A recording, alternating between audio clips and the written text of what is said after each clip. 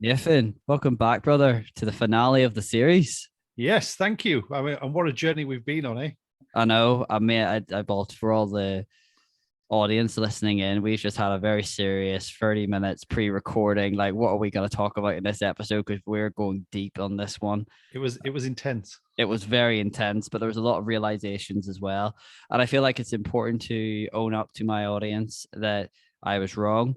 For the past 4 weeks, I've been talking about, we're going through all these steps of unconditional self-love, Yep. confidence, courage, sorry, Self-respect. self-respect, confidence, courage, and self-actualization was the pinnacle of this series. The goal. The goal. However, with new information and other things to bear in mind, I've come to realize that I was wrong because I've been starting to read a book by Viktor Frankel called Man's Search for Meaning.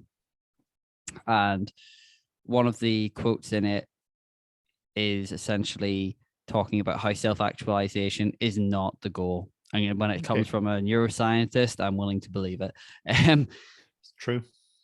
What we are now going to change it to is self-transcendence, because Ooh. self-transcendence is the ultimate goal, but self-actualization is a byproduct of self-transcendence. Yes. Yeah. So today's episode is going to be tackling self-transcendence, but we are also going to talk about self-actualization, the difference between the two, and how the two do marry up with each other. But the ultimate goal is self-transcendence.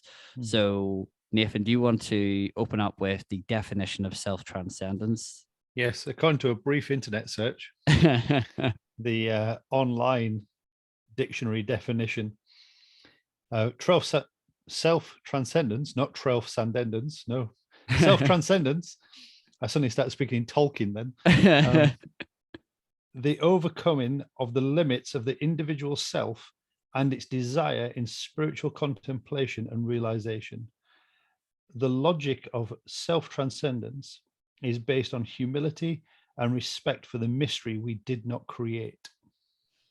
Yeah, we could probably do an entire series on that, but we'll maybe in the future we will. However, today we're just going to focus on how to self-transcend and then to achieve self-actualization in the process. I like you said that as though it was like a simple and casual thing. Oh yeah, just casual self-transcendence. Yeah, just order that off Amazon. Next day, Prime delivery. You've achieved self-transcendence. Excuse me. I feel though that's the dictionary definition, and we will get to the actionable steps that will help you self-transcend. But I want to have a conversation about what is self-transcendence and everything that surrounds that kind of concept. Sure. My own particular take on self-transcendence is, from what I've briefly read about it and everything else I've researched, is that it's giving yourself to something bigger than yourself that positively and wholesomely benefits the world, or giving yourself to someone, like in marriage. Sure. So it's the concept of belonging or serving something bigger than yourself that makes the world a better place or benefits someone you love, like a marriage partner or something. Sure. What's your take on that, Nathan? Yeah, I think it's really good. I think something that springs to mind, and because I'm a history nerd, is that like the reason that the Romans had success against the Celts and the Gauls and the northern European tribes was because they trained their soldiers to fight for the man to their left. So because their shield covered half of them and half of the man on their left, they were trained to fight for the man on the left, if you like, to them, who their shield was covering. Whereas the Celts, the Gauls, the Germanic tribes who Rome went up against, they had a hero culture where every man was his own army.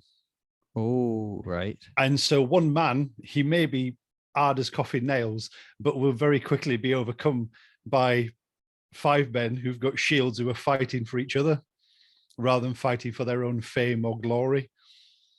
And so I think when we're talking about this kind of serving something bigger than you are, I think that idea of, and I'm not trying to promote a militaristic society in any way, but that soldier idea, which is different to a warrior, because a soldier, you're fighting for the man or woman to your left, whereas a warrior, you're fighting for your own name, your own fame. There are no bards sat around fires singing songs about famous Roman soldiers, but there would be bards sat around fires singing songs about famous Celtic warriors. You see, so that is very interesting. That's actually that's a really powerful concept. Fight for the man in your left. Yeah, I do like that actually, and it sort of speaks against the modern culture of what I perceive to be, in some cases, narcissism, especially in social media. It's all about me, and how many likes can I get, and how many, comments can I get, and how much, adulation can I get from random people on the internet. The fact that flies in the face of that, and it's like, well, what can I do for someone else? I mean, I'm only speaking for myself here, and I don't want to tar you with my brush, but like, I certainly have slipped into that since I started hosting a podcast, is the overwhelming desire to want to go and check my statistics and analytics and go and look on Apple to see what kind of feedback or things I've had, because I'm worried about me and how I am being received and perceived has become quite overwhelming, to the point where I've had to make, like, no, I'm not going to go and look. I'm not going to go and check. I'm going to go and do something else, even if it's just I'm going to go and make a cuppa. He says I'm going to go and do something else other than like trying to feed my ego based on how well I'm doing. Yeah, don't worry. Every single podcaster does that. I assume even Joe Rogan does that. Checks the stats. Oh no, I've only got 1.5 million downloads this time. Burn everything down. That's it. Stop the podcast. Excuse me. I feel like this though taps into what we were saying before we started recording. We tackled that concept of, start looking outside of yourself. I feel like even with, this is one of my pet peeves on the internet, even helping people nowadays has a slight narcissistic tone to it, because how often do you see people with a selfie stick, showing them helping someone who's homeless, or oh, you'll never believe what happened next, some clickbaity title on where someone does receive genuine help, but it wasn't from the heart. It was so that the person giving the help could get adulation and likes and comments and promote themselves. It wasn't I just want to help for the sake of helping. I'm not saying obviously that's the whole internet, but we've all seen it. And there's very few things in this world that winds me up. But why don't you just help someone for the sake of helping someone, for making their life better? You don't need to record it. You don't need to say, look how good I am, or pious, or all that. It's one of the few things in the world that does wind me up. Yeah.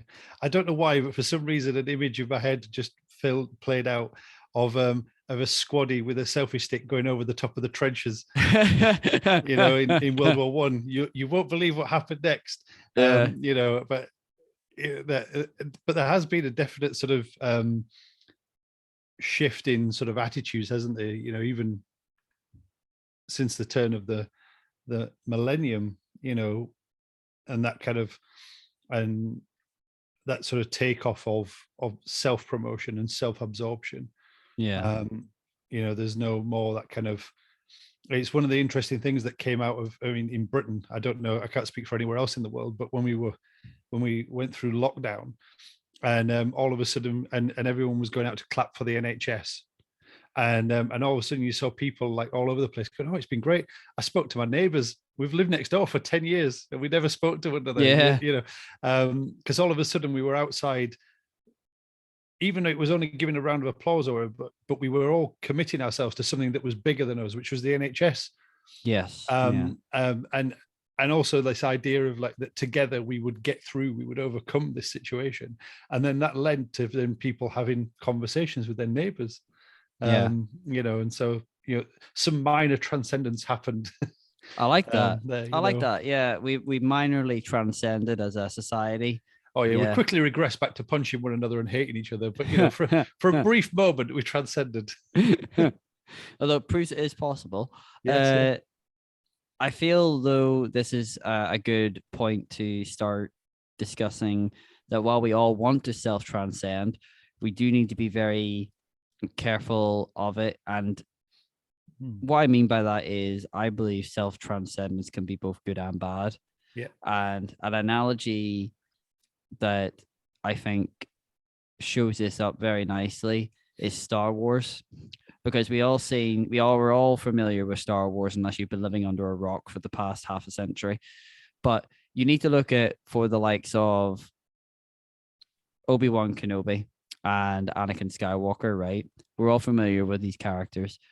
Obi-Wan Kenobi was at once time a Padawan, and he was on the, and I hope I'm saying this, hundreds of Star Wars fans are going to be, baying for my blood if I get this Millions wrong. of voices will scream out in pain and be suddenly silenced. Yes, you read my mind with that meme. The light side of the Force.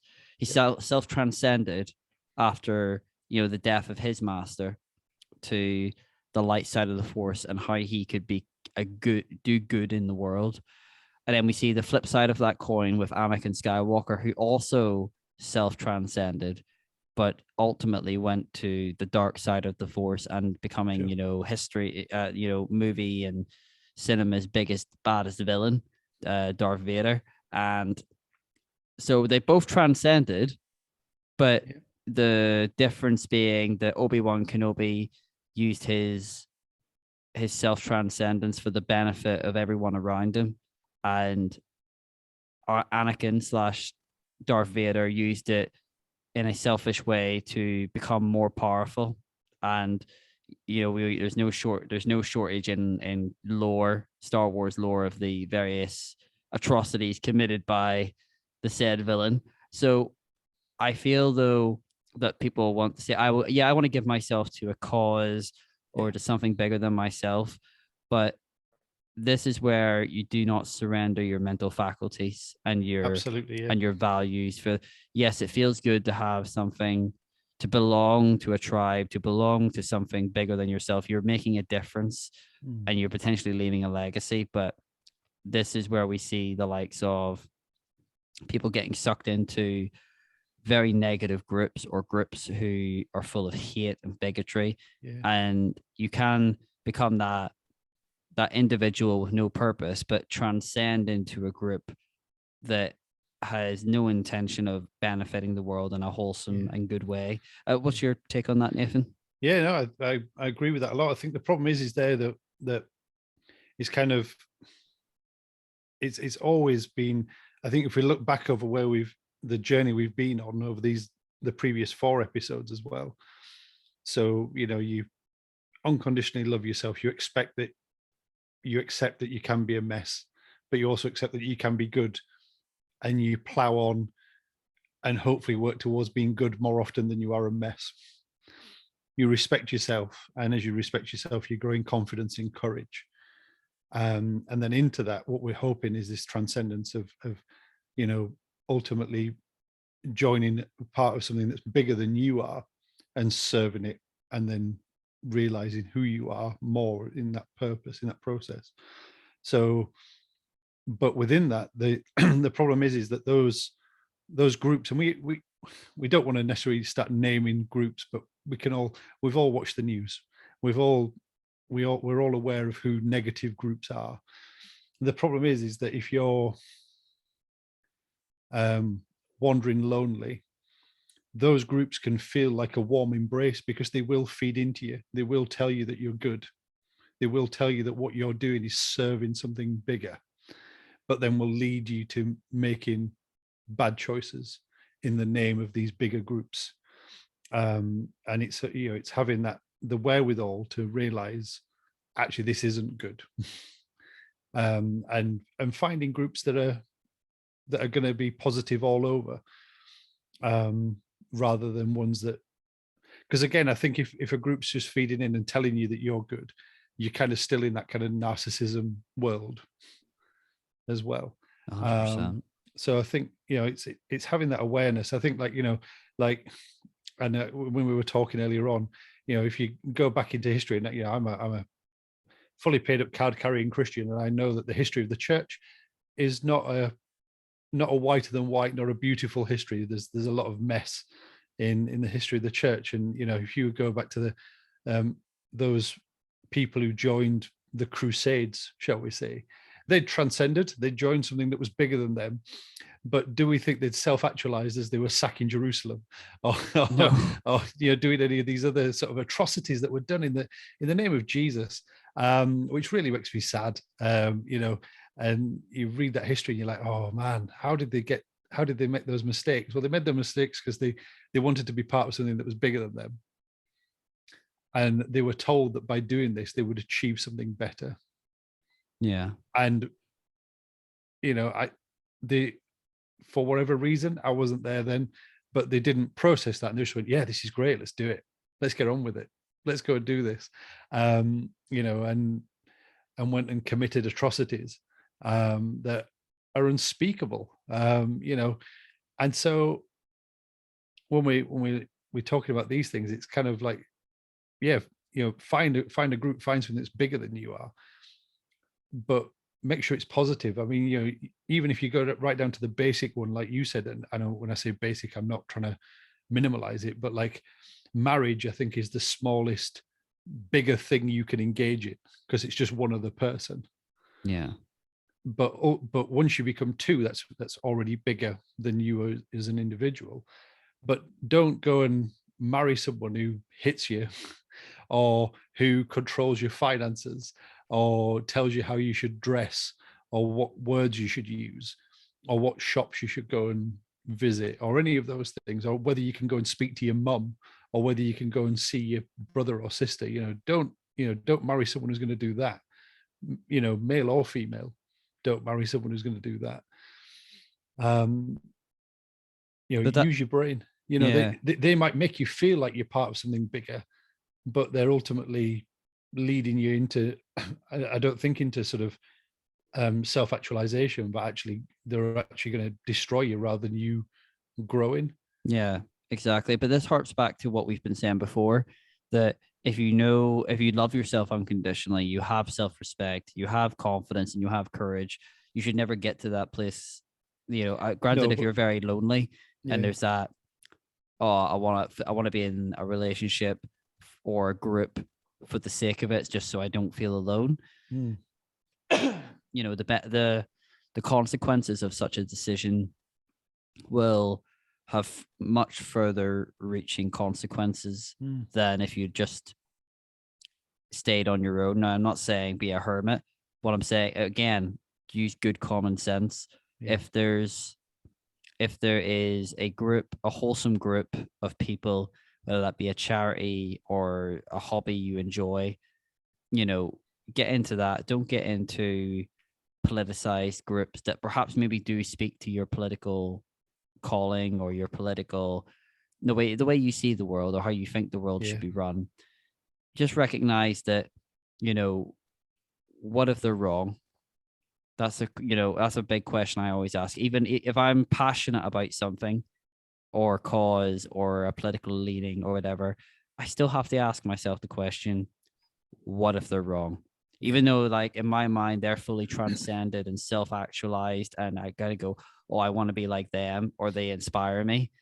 Even the person I find the most inspirational in the world, or the group I find the most inspirational, I still have to ask myself, what if they're wrong? Mm. And that's where you obviously test it with logic and reason and evidence. And if you find that, yeah, actually they are, this is a wholesome group, their aims are good. The net goal, so to speak, is to make the world a better place in a wholesome way. And talk to someone who's outside of that group to get their opinion. Yeah, 100%. You know, if you talk to someone who's inside the group, they're obviously going to tell you it's great. Yeah. You know, I mean, that's I'm sure we've had conversations. I seem to remember where, you know, I've bounced a question of Christian concepts against you, just because I know you'll give me a different answer to my fellow Bible bashers. Yeah, 100%. Yeah.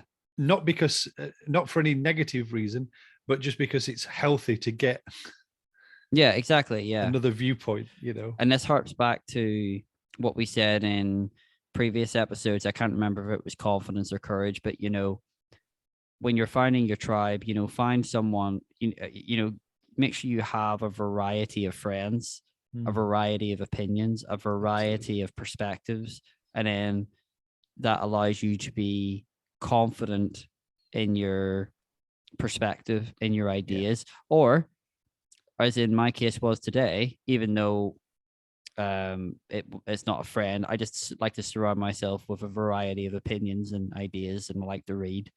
I found out I was wrong. Self-actualization is not the end goal. Self-transcendence is. Yeah. Self-actualization is a byproduct of that. I was wrong, but that's okay because now I've grown. Yeah. And now hopefully the audience are going to grow with us because Yeah. I've just sat here. It is mildly embarrassing that for 4 weeks we're talking about, yes, we're working towards self-actualization, to then realize you were completely wrong.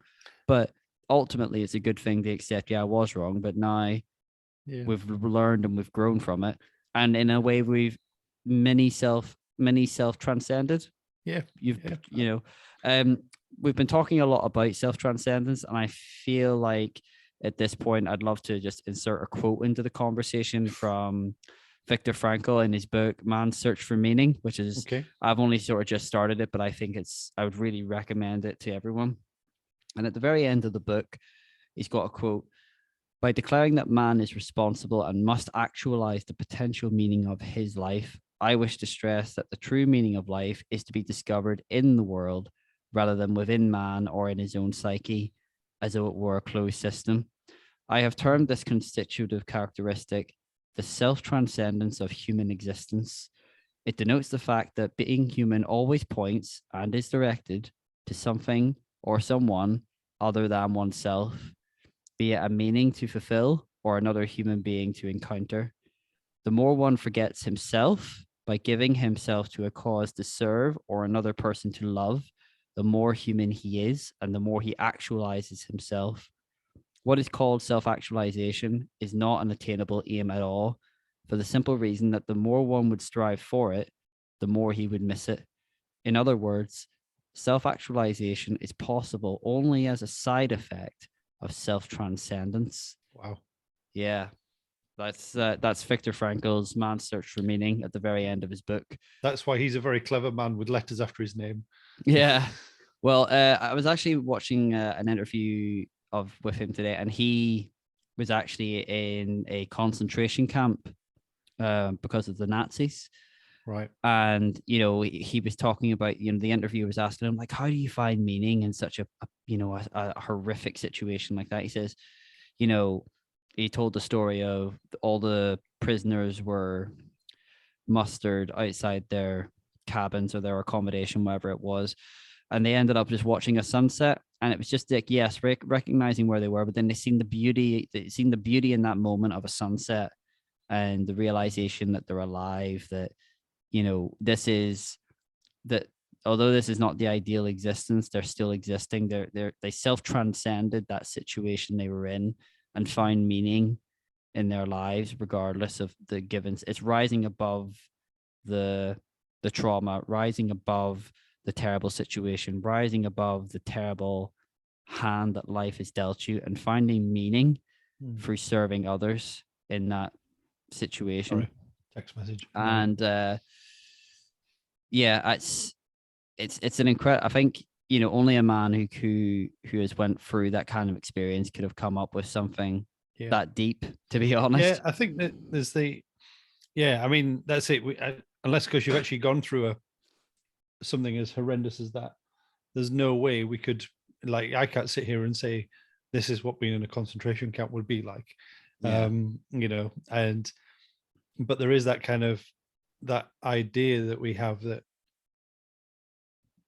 I suppose no situation really can break you unless goes you let it. Yeah, I like that. And that, but having said that, though, I think that kind of like biographies and things I've read of people who survived the concentration camps, there's World War II ones, it sounded like that they survived as a group. Yes. You know, everyone I've read, it never kind of felt like they survived as an individual, but instead they took control as a group and survived, you know, Yeah. or endured as a group rather than enduring as an individual. And I think there is, you know, another thing that's been promoted a lot is this kind of like lone wolf, you know, Yeah. survival, and especially with the, you know, with the growth of the internet and people moving their lives to be more online and less in the real world. You know, that more and more people are you know, doing things on their own. And even within, you know, because we call it social media, but Yeah. you know, Anything but. it's not socialable media. So you know, I think, you know, you read about those people and their lives, and I'm sure that Viktor Frankl would probably have said that, you know, because he said we looked at a sunset, you know, we, not I, that he endured that as part of a group rather than on his own. So Yeah, 100%. And something that you said there struck a memory in my mind from Game of Thrones, of all places. You know, there's that famous quote from Sansa Stark, you know, the lone wolf dies, but the pack survives, which, you know, and even this, I want to go as far as say, I don't want to say fake. In fact, no, I won't say go as far as say, but I'll say the false idea. I was going to say fake news, but the false idea that, you know, the lone wolf is this thing to be admired. So if you actually look at like how wolf packs work in the wild, you know, the quote unquote alpha wolf is actually quite a loving, caring, and yeah, you know, thinks more about the group than they do themselves, absolutely, yeah. rather than this macho nonsense of, oh, I'm the lone wolf, I'll do everything by myself. It's probably one of the most damaging things that's come out of pop culture. That, you know, somebody read one study once about wolves that were held in the zoo and decided that this was going to be a thing to put into modern culture. And every like conservationist or biologist or whoever, you know, studied the study of animals and things, I've gone, this is like possibly some of the most damaging stuff that's ever been put out there. It's like completely false. Yeah. But I think our listeners are intelligent enough to know at this stage that, you know, we have to tackle life as a group and not by Yeah. ourselves. There's some battles that have to be fought by yourself. And in those battles, arguably, that's where you find your meaning, purpose, transcendence, and self-actualization. But you get much further with a group than you do by yourself. And I feel like actually this tarks back to something you told me about the Sky B team. Yep. Yeah. Well, it's, I mean, a few years ago, it's funny, isn't it? Things that, you know, I mean, going back to this, finding your tribe, finding your group, things that you don't personally have any real interest in, but you have a couple of friends that, and they like it. So you start to become interested in it. And so a number of years ago when I was living in Portsmouth and I was in fact, you came along to that house a few times and had dinner with us. And the housemates there, we were quite an interesting mix of humans. Oh, yes. And a couple of them were massively into road cycling. And in particular, like the Tour de France was like their kind of, you know, they look forward to it every year, look forward to the Tour de France season starting. And this particular time was when the Sky B team were untouchable. They kind of, you know, they turned up on tarmac, they won. And I remember being really proud of myself one time, cycling to work. So from where I lived in Portsmouth to where I worked in Portsmouth, and I'd cycled this thing, and I got there in under 10 minutes, and I was really proud of myself. And it worked out, it was around about a kilometer I'd done, and I was like really chuffed with myself. Check me out. And at the time, Bradley Wiggins, he did they do like a speed trial around Lyon, and it's 10 kilometers, and he did 10 kilometers in under 10 minutes.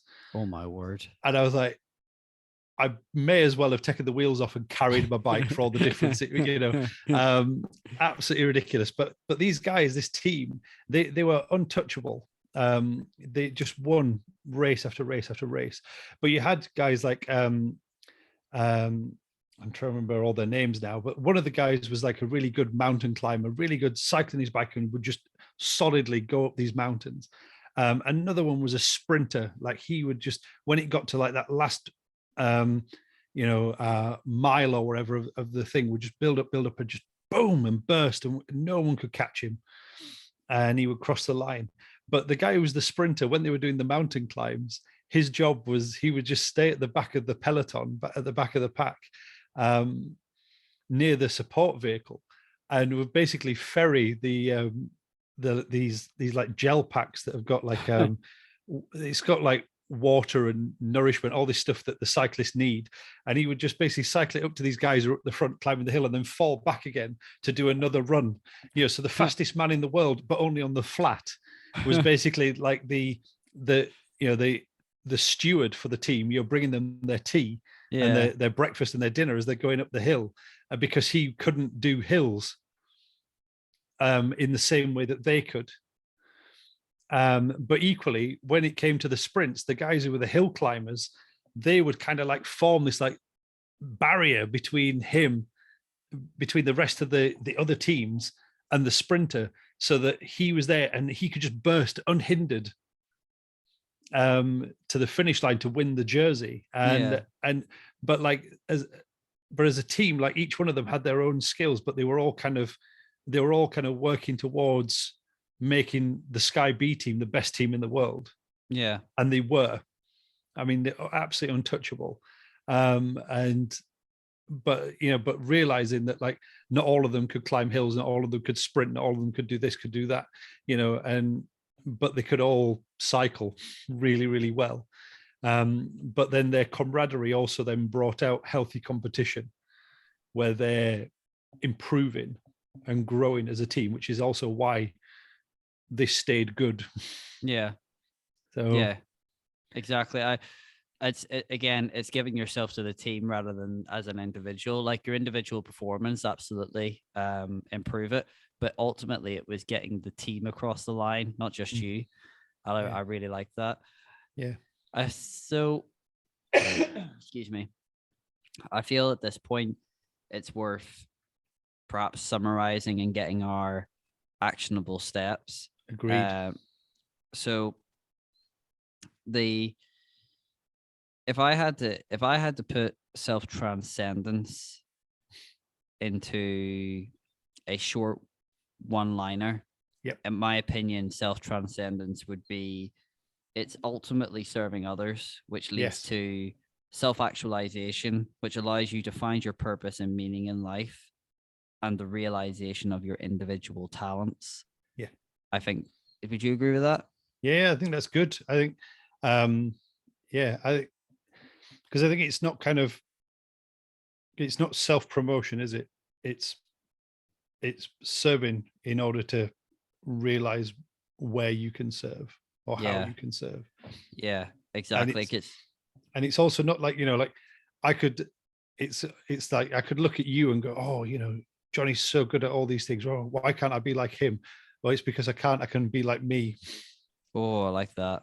But by being your friend and like I have done, like in terms of serving by helping you in the Curious Ulsterman podcast, well, what's happened is I've realized I have a talent that I can use. Yes.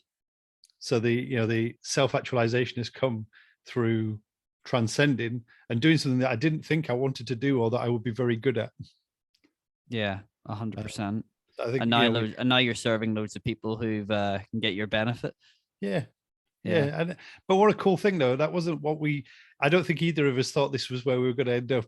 No, life rarely leaves us where we think we would end up. Yeah.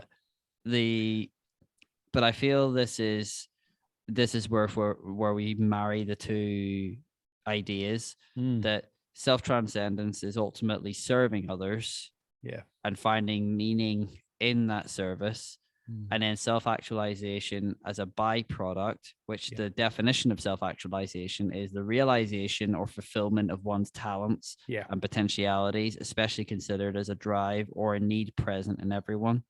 I feel like that's one of the human beings' most fundamental needs, finding value and meaning in their work.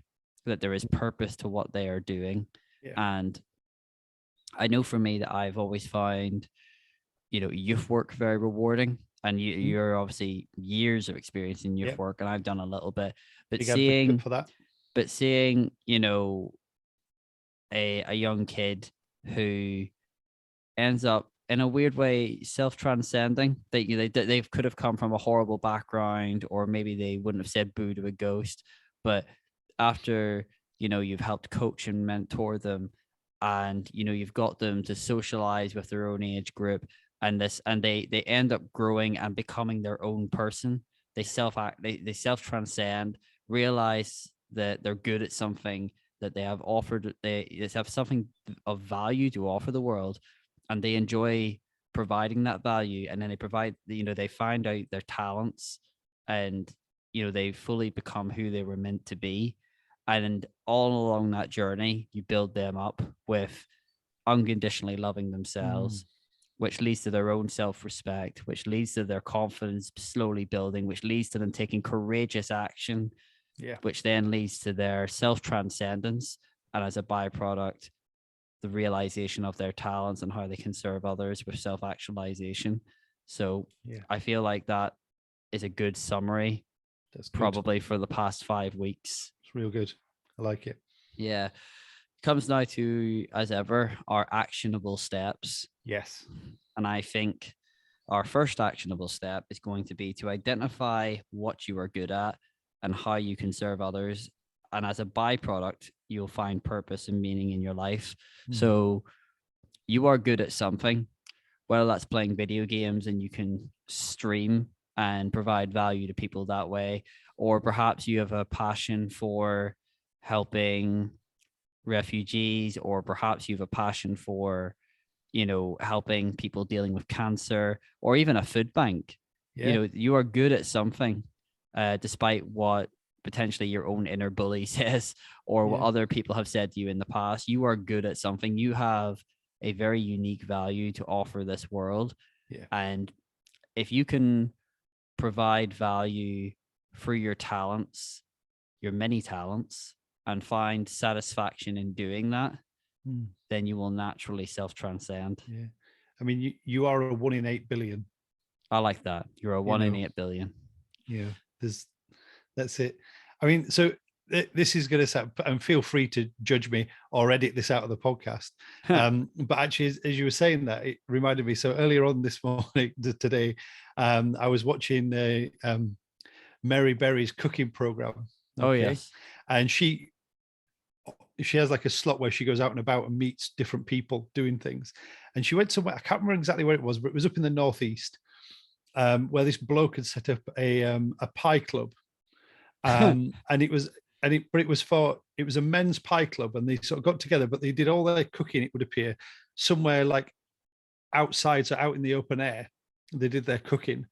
And then they made these pies, but all the men who were there, some of them shared some of their stories, and they'd all had some quite horrific things happen in their lives. But this bloke had started up this club to get these guys out of their houses and doing something. So he had a gift and an ability to cook, and particularly liked pies.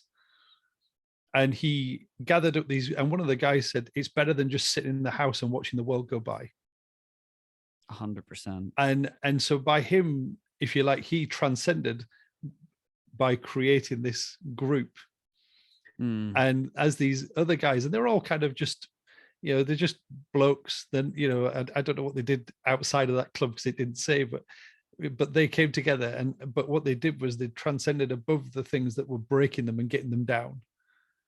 I like it. And the byproduct was they got tasty pies to eat. I mean, what an absolute win. 100%. But but they were doing this, and I think so. Like where you're talking about that finding that gift, like, or that talent, that skill you've got. Don't write anything off. If it's making pies, if it if you just happen to be, and the kind of the Lenny from of Mice and Men, your thing is you can pick things up, then go and serve at a food bank, go and work at a food bank, because most food banks are manned by old ladies, and tins of beans and stuff are heavy. Yeah. You know, and I mean that in the greatest of love. You know, most of the people who run food banks are nanas, are grandmas, and they'll Yeah. need someone who can be that Lenny, who can lift the heavy stuff off the shelves and tidy up the, you know, the things that weigh a lot. Yeah. You know, so don't underestimate anything that you've got as an ability Exactly. to Yeah. to be used in that sort of transcendence and actualization as well. 100%. Well said. I really like that. Everyone has a talent. Don't underestimate what Yeah. your talent could be.